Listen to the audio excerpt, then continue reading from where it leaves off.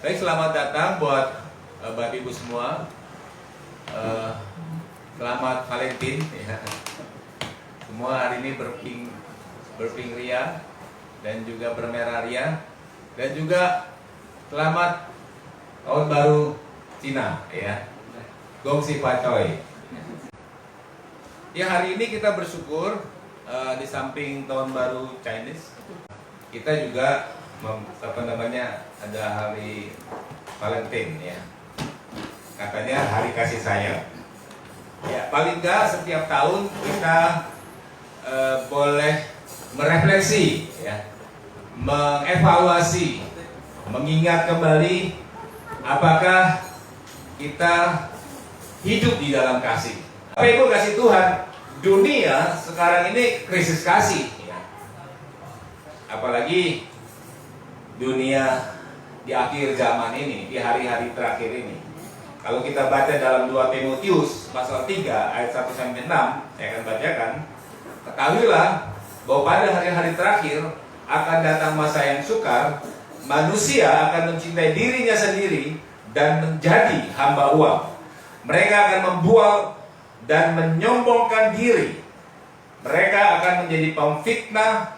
Mereka akan berontak terhadap orang tua dan tidak tahu berterima kasih, tidak mempedulikan agama, tidak tahu mengasihi, tidak mau berdamai, suka menjelekkan orang, tidak megang diri, garang, tidak suka yang baik, suka mengkhianat, tidak berpikir panjang, berlaga tahu, lebih menuruti hawa nafsu daripada menuruti Allah.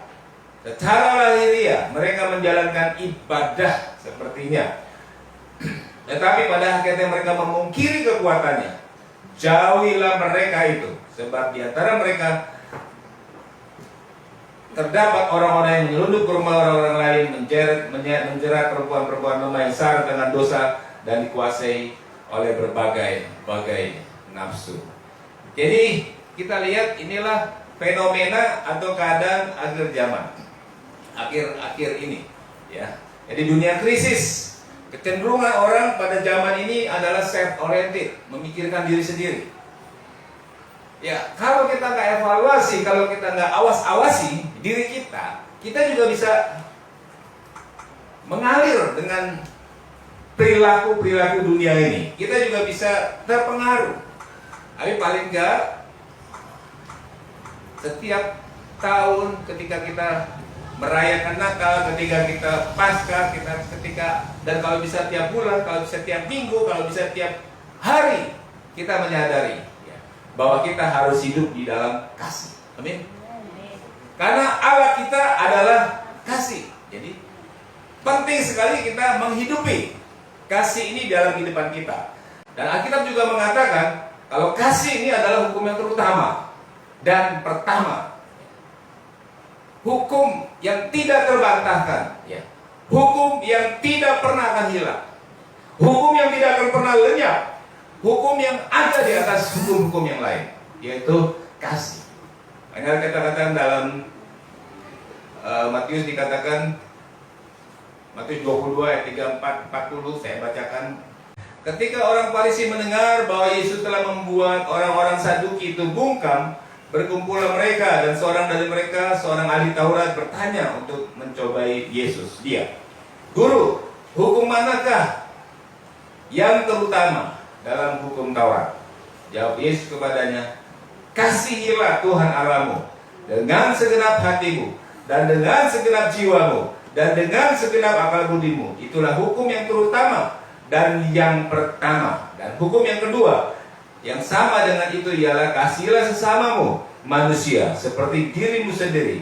Pada kedua hukum inilah tergantung seluruh hukum Taurat dan kitab para nabi. Hari ini kita diingatkan oleh firman Tuhan bahwa ada hukum yang terutama, pertama dan kedua, yaitu mengasihi Tuhan dan mengasihi sesama. Dan malam ini, pagi ini kita mau refresh lagi kasih kita kepada Tuhan. Apakah sudah segenap hati kita? Apakah sudah segenap jiwa kita? Apakah sudah segenap dengan akal budi dan segenap dengan kekuatan kita? Kita evaluasi dan kita kembalikan posisi kita, ya. Kita tune lagi posisi kita dalam mengasihi Tuhan. Dan juga kasih kita kepada sesama. Apakah kita sudah mengasihi seperti diri kita sendiri? Sekali lagi saya katakan, kecenderungan di zaman ini kita self-oriented. Gak peduli kita hamba Tuhan, gak peduli kita anak Tuhan. Kecenderungan, karena kita masih ada dalam dunia. Tapi kalau kita menyadari dan kita mengawasi, kita mengatakan awasi dan sadari perilakumu supaya jangan sampai jatuh di dalam dosa. Ya, salah satunya adalah tidak mengasihi. Hari ini, pagi ini kita mau perbaiki, kita mau benarkan posisi kita untuk berdiri sebagai orang yang mengasihi. Amin. Sama seperti Tuhan. Tuhan memberikan contoh kepada kita. Kasihnya begitu besar kepada kita sampai dia menyerahkan anaknya yang tunggal. Yesus sendiri sudah menyerahkan begitu besar sampai dia menyerahkan nyawanya buat kita. Dan itu adalah teladan buat kita semua. Dan Allah sudah memberikan contoh kepada kita. Kita tinggal mengikuti saja. Kita punya model, kita punya contoh, yaitu Allah dan Yesus anaknya. Tidak ada alasan untuk kita tidak mengasihi, ya. Karena kita adalah makhluk atau ciptaan yang di dalam kasih Tuhan. Jadi Bapak Ibu kasih Tuhan, pentingnya kasih karena kasih tidak berkesudahan. Kasih tidak berhenti. Sekalipun aku berkata-kata dengan semua bahasa manusia dan bahasa malaikat, tetapi jika aku tidak mempunyai kasih, aku sama dengan gong yang berkumandang dan canang yang gemerincing.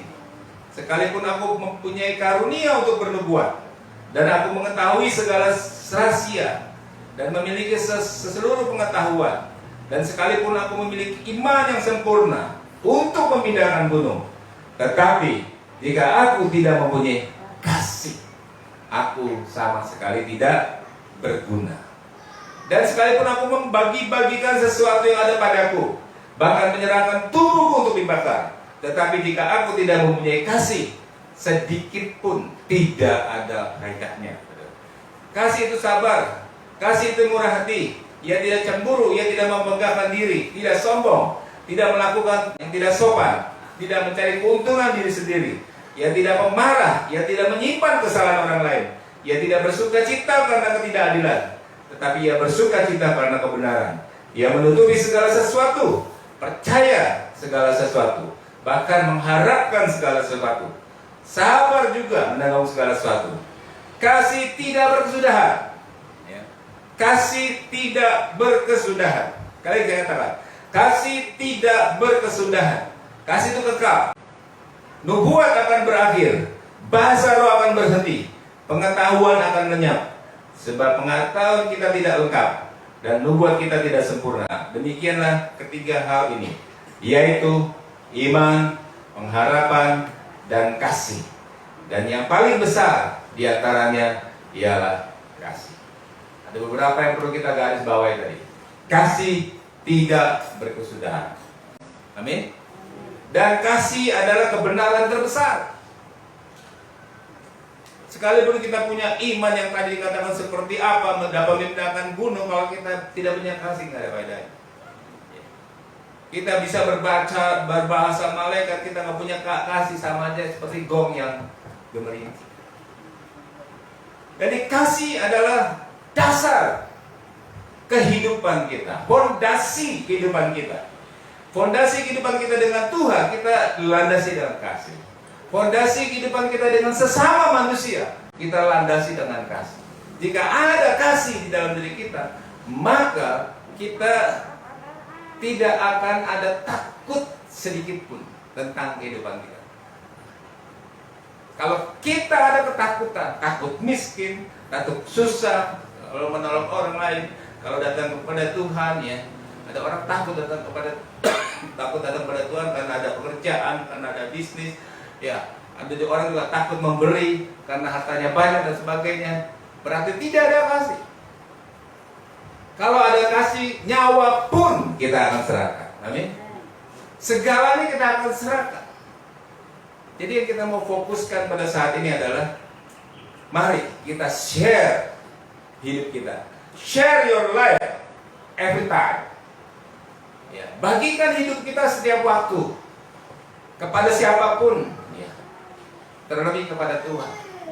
Jangan ada yang disayang, jangan ada yang ditahan, saudara.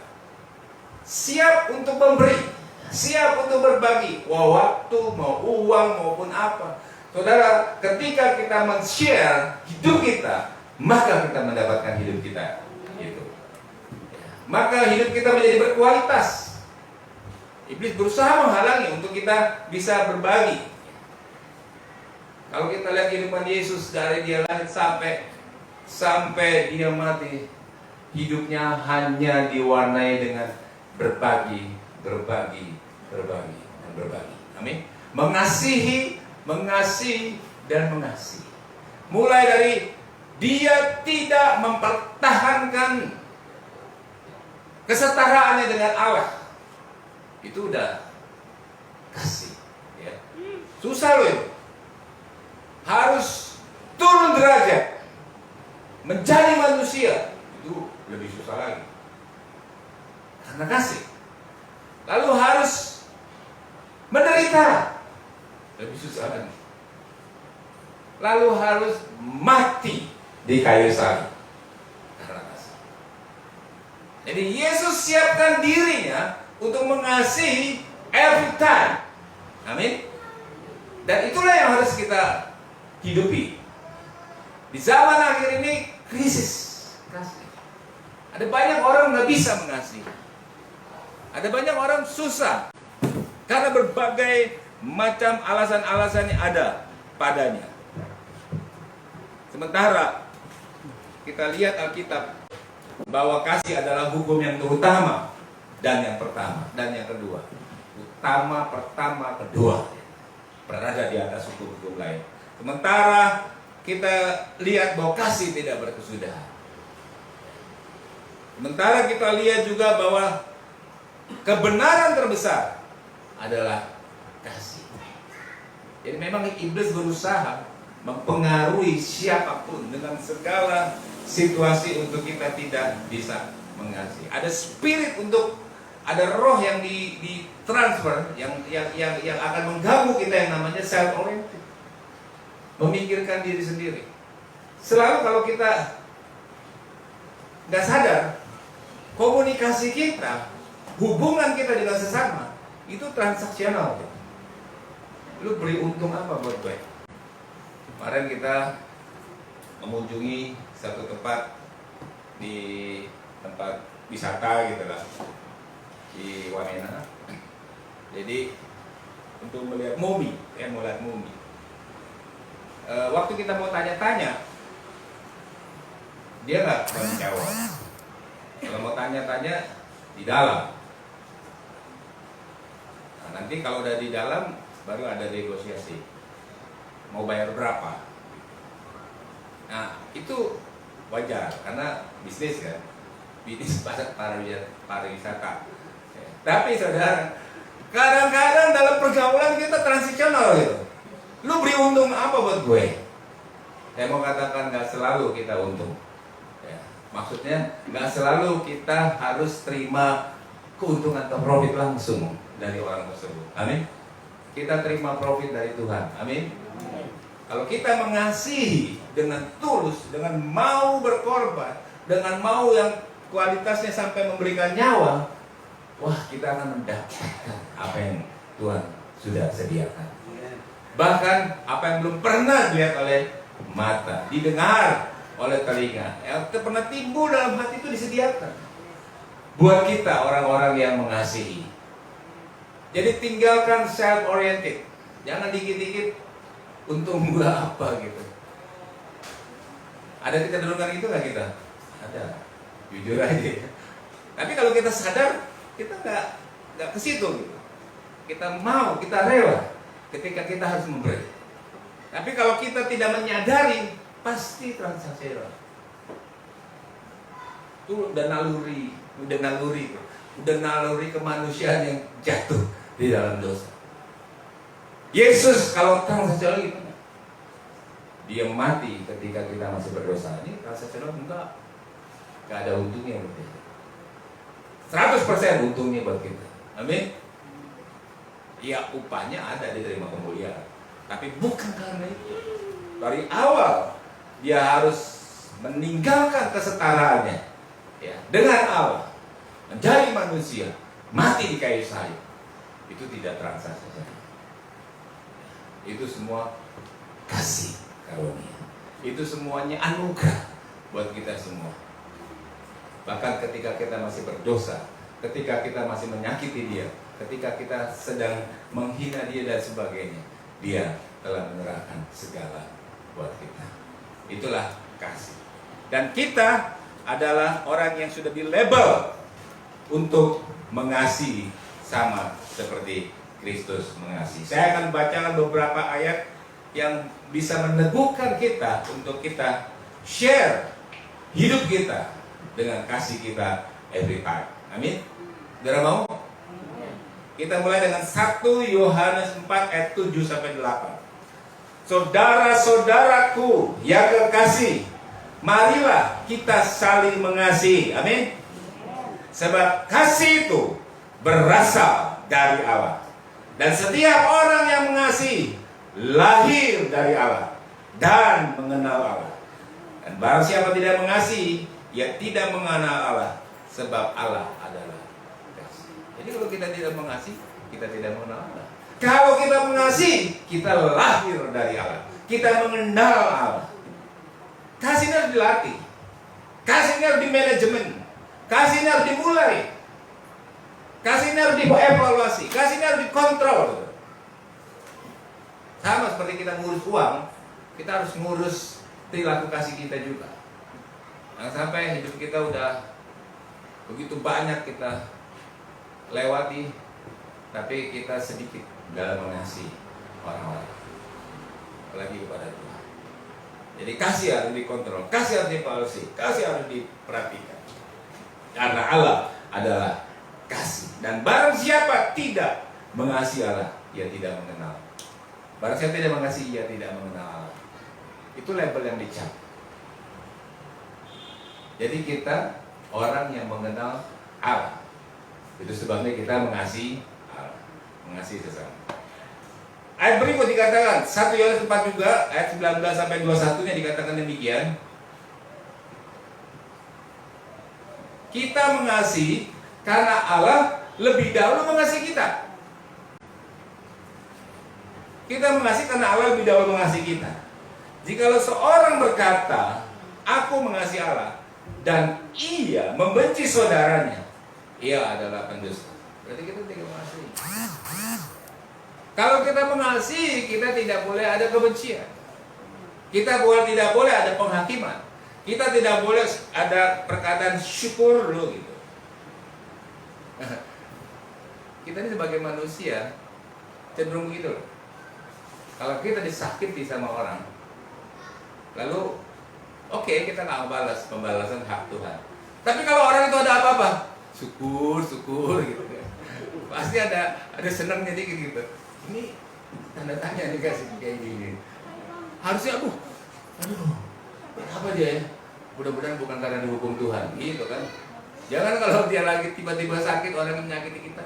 Nah, ya udah, emang itu akibatnya gitu kan. Jadi kayaknya kita senang kalau orang dihakimi Tuhan, senang kalau orang dihukum Tuhan. Itu tidak boleh ada pada kita. Amin.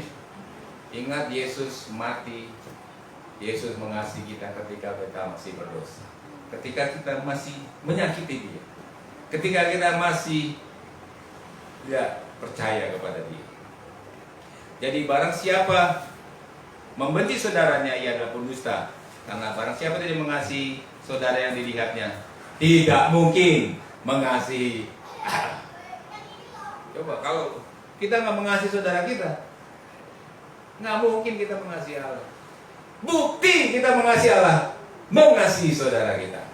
Amin. Bukti kita memberi sesuatu kepada Tuhan, memberi sesuatu kepada saudara kita. Bukti kita tidak mengasihi Allah kita adalah bukti ketika kita tidak mengasihi saudara kita. Kita bisa bolak-balik seperti itu.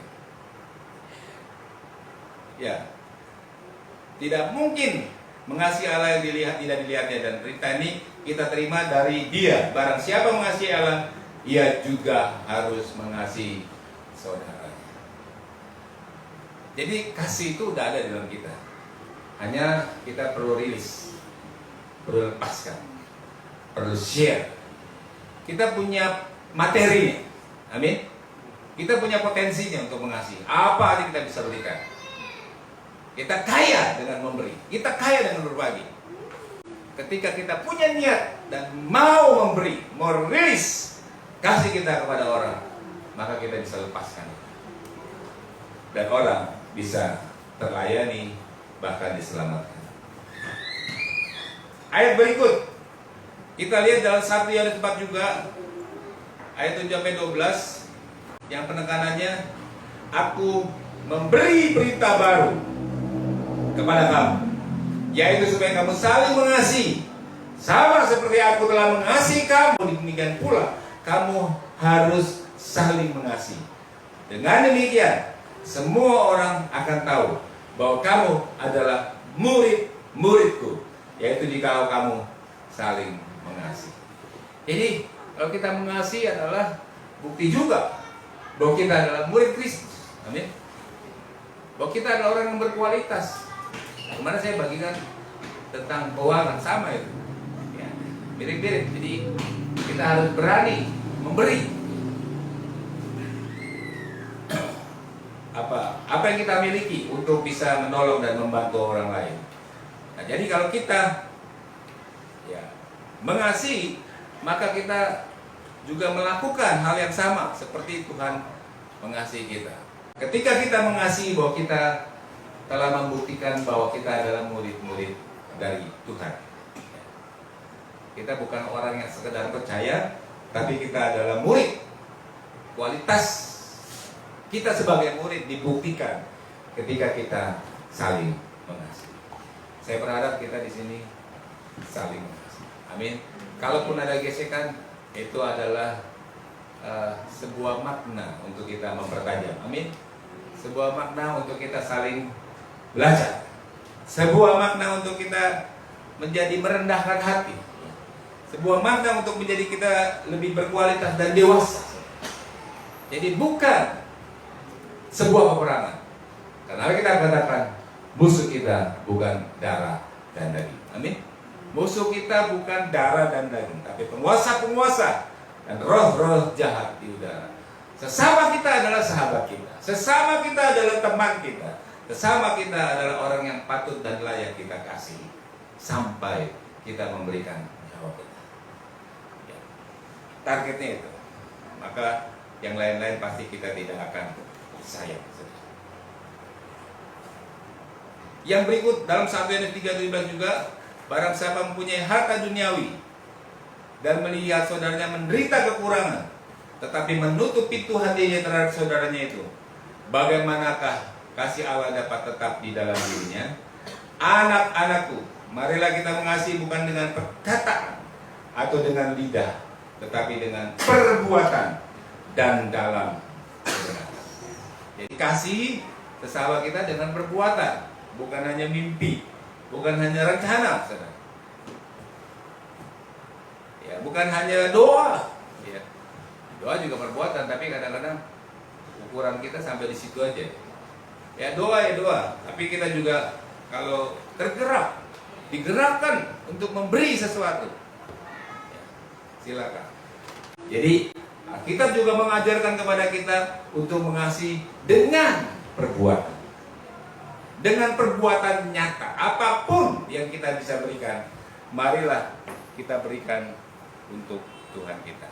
Nah, Bapak Ibu kasih Tuhan, kira-kira di hari Valentine ini, mari kita semua berefleksi, mengingat kembali kebiasaan-kebiasaan kita, ya, di dalam memberi, di dalam mengasihi sesama kita, dan terlebih dalam mengasihi dan memberi kepada Tuhan. Mari kita tingkatkan. Jadilah seseorang yang pemberi, bukan pengambil. Amin. Termasuk energi, termasuk semangat semua. Ya, kita apa sih? Energi giver. Pemberi lah. Kita selalu memberi semangat, memberi hal-hal yang bisa berdampak positif, ya. bisa berdampak memperbaiki, bahkan bisa berdampak menyelamatkan orang-orang yang ada di sekitar kita. Dari mana kita mulai? Dari keinginan kita. Ya. Ketika kita punya keinginan untuk memberi, ketika kita punya rencana untuk berbagi hidup kita, kasih kita kepada siapapun, maka saya sangat yakin dan percaya Tuhan akan menuntun kita dan memberikan materinya. Materinya sudah ada pada kita, tinggal kita munculkan aja. Potensinya sudah ada pada kita. Ketika kita merencanakan, maka itu akan jalan. Yesus tidak pernah kekurangan sarana dan fasilitas untuk menolong orang lain. Nah, saya percaya kita juga tidak akan pernah kekurangan sarana dan fasilitas untuk menolong orang lain. Posisikan diri kita menjadi pemberi. Amin. Katakan sebelah kiri dan kanan, kamu pemberi. Kamu pemberi. Kamu dipercaya untuk menjadi pemberi. Amin. Puji Tuhan. Ya. Jadi Allah kita adalah Allah yang kasih. Biarlah kita hidup di dalam kasih juga. Pada Tuhan dengan segenap hati, dengan kekuatan, dengan segenap jiwa, dan segenap pikiran dan semuanya, dan kepada sesama seperti kita mengasihi diri kita sendiri. Itu ukurannya. Apakah kita sudah mengasihi sesama kita seperti kita mengasihi diri kita sendiri? Kan nggak ada orang yang tidak mengasihi dirinya. Semua orang mengasihi diri. Nah, seperti itulah kita mengasihi sesama. Apa mengasihi? Tuhan berkati. Biar Yesus nyata dalam kehidupan kita. Haleluya. Mari kita bersatu dalam doa. Pasti lemah lembut, kasih pasti mengasihi,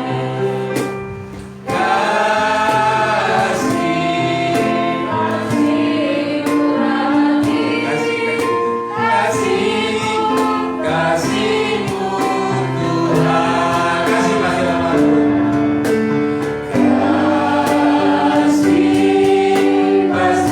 lemah lembut.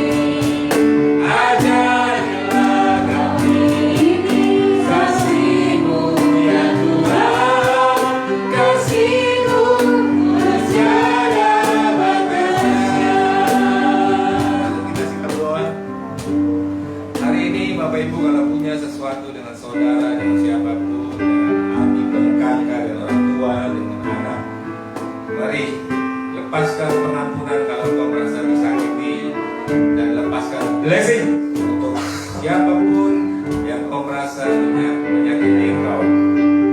Dan kita juga mengampuni mereka, karena kita berkata kita punya kuasa untuk mengampuni. Terima kasih. Semua bereskan kalau mempunyai sesuatu dengan siapapun. Sementara saya bacakan ayat ini. Kasih itu sabar. Kasih itu murah hati. Ia tidak cemburu. Ia tidak memegahkan diri dan tidak sombong. Ia tidak melakukan tidak sopan. Ia tidak mencari keuntungan diri sendiri. Ia tidak memarah. Ia tidak bersuka cita dalam kebenaran. Ia menutupi segala sesuatu. Ia percaya segala sesuatu. Mengharapkan segala sesuatu. Sabar menanggung segala sesuatu. Dan kasih itu tidak berkesudahan.